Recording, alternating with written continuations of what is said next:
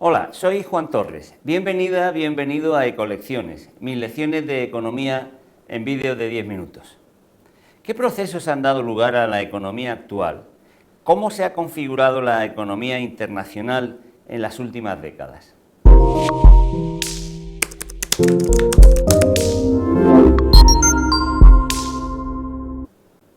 Al finalizar la Segunda Guerra Mundial, se inició un proceso de enorme acumulación de capitales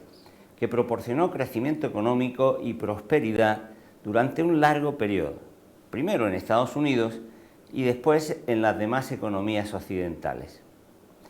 El capitalismo de entonces competía con aparente éxito con las experiencias socialistas que por entonces habían empezado a ponerse en marcha en la Europa del Este y en torno a la antigua Unión Soviética.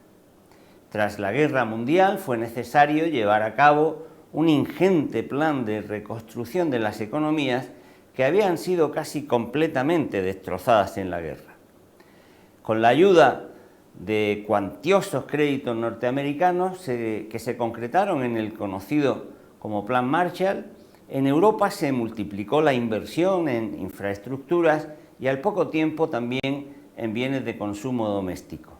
Comenzó entonces a generarse una demanda insaciable de todo tipo de bienes cuya producción ocupaba a millones de personas, hasta entonces desempleadas, y eso reactivó enseguida la vida económica. Las economías y los hogares carecían entonces de casi todo después de la guerra y por tanto las empresas debían limitarse a producir muchas unidades de lo mismo, lo que requería una tecnología orientada a la producción en masa que proporcionaba fácilmente grandes incrementos de productividad, gracias a los cuales, y a los incrementos constantes de las ventas y de los beneficios, se podían aumentar los salarios sin problema. Así se impulsaba a su vez el consumo y las ventas, lo que obligaba a incrementar la inversión y aumentaba de nuevo los beneficios. Un verdadero círculo virtuoso en un contexto de energía barata que se usaba sin miedo, con toda intensidad, por un aparato productivo que funcionaba a toda marcha y a pleno rendimiento. Se hablaba entonces de los años gloriosos del capitalismo.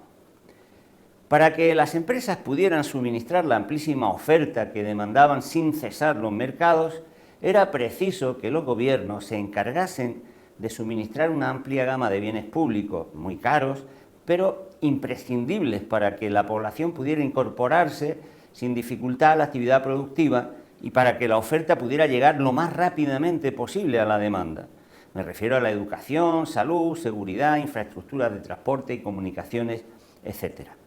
Además, los altos niveles de empleo existentes, aunque fundamentalmente masculino, como veremos enseguida, daban un gran poder negociador a las clases trabajadoras que reclamaban no solo que sus salarios directos aumentasen, sino también los sociales, es decir, los que proporcionan seguridad y bienestar añadido, como las pensiones, los servicios sociales de todo tipo, además de la salud o la formación cuya financiación debía provenir también del Estado.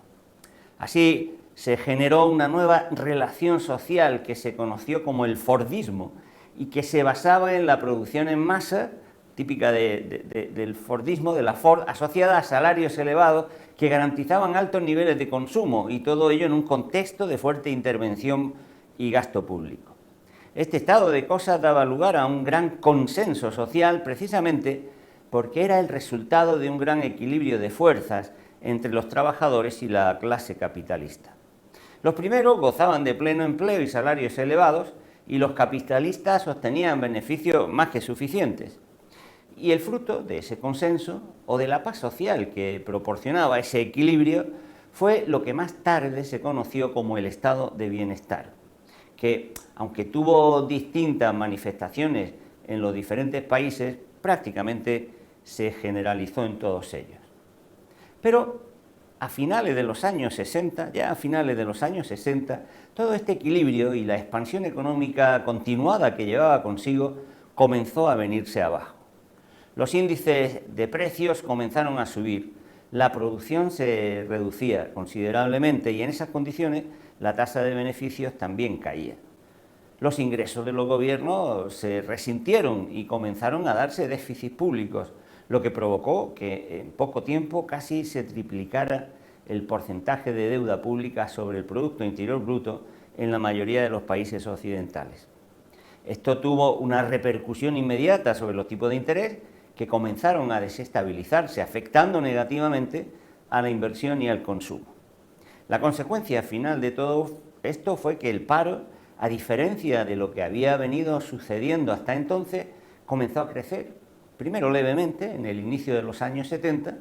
pero ya de modo vertiginoso en los años 80 del siglo pasado, cuando se produjo un deterioro progresivo de las relaciones laborales que hizo que los empleos que se creaban fuesen cada vez más precarios, inestables y muy mal pagados.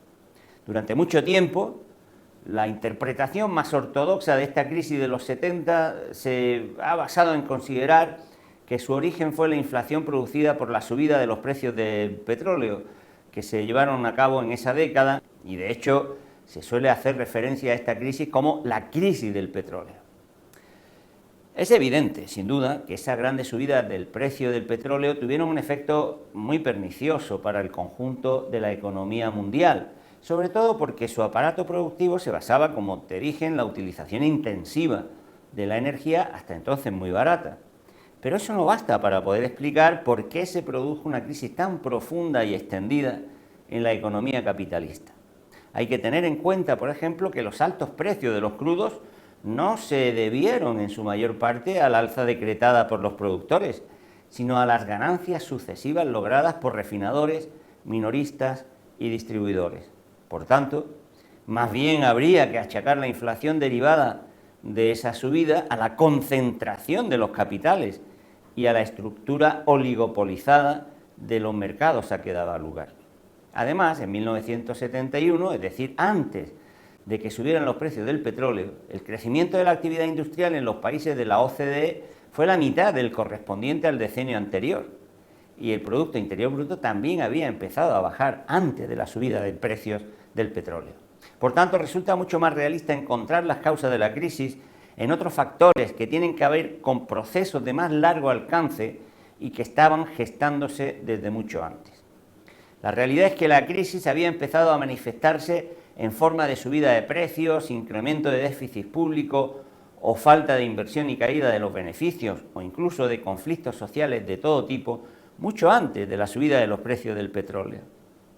En mayo de 1968 se había producido la revuelta estudiantil en Francia y otras en países como México. Se descubría el escándalo Watergate, los partidos socialistas se hacían con el gobierno en varios países, en Grecia, luego en Portugal, se desembarazaban de las dictaduras, Allende ganaba las elecciones en Chile, los movimientos de liberación nacional se multiplicaban, así como las huelgas, que ya no solo se declaraban por meras reivindicaciones salariales, sino para cuestionar la jerarquía y demandar participación y control obrero en las empresas. La contracultura ponía en solfa los valores tradicionales. Y todo ello mientras comenzaba a extenderse la marginación social y la pobreza como consecuencia del incipiente paro y de que muchos servicios públicos dejaban de suministrarse a los más pobres. La rentabilidad de las empresas disminuía ya a pasos agigantados, y no era solo porque tuvieran que hacer frente a precios de la energía más elevados, aunque, insisto, eso desde luego también coadyuvase a la crisis, o porque el gran poder que el pleno empleo daba a los trabajadores se tradujese en salarios muy elevados. El problema principal, el problema fundamental era que ya no resultaba fácil colocar los productos en el mercado y que el capital instalado no podía proporcionar nuevas respuestas para lograrlo. En definitiva, la gran crisis que sufrieron las economías capitalistas a partir de los años 70 del siglo pasado no puede explicarse sin contemplar procesos estructurales que se estaban generando en el modelo de crecimiento y en la pauta de distribución en que se había basado la gloriosa expansión anterior y que tenían que ver básicamente con dos cuestiones fundamentales: con las contradicciones internas que generaba el estado del bienestar en un entorno capitalista y con un nuevo desajuste general entre la oferta y la demanda y entre la circulación monetaria y la economía real. Estos procesos son los que voy a tratar de explicarte en la lección siguiente.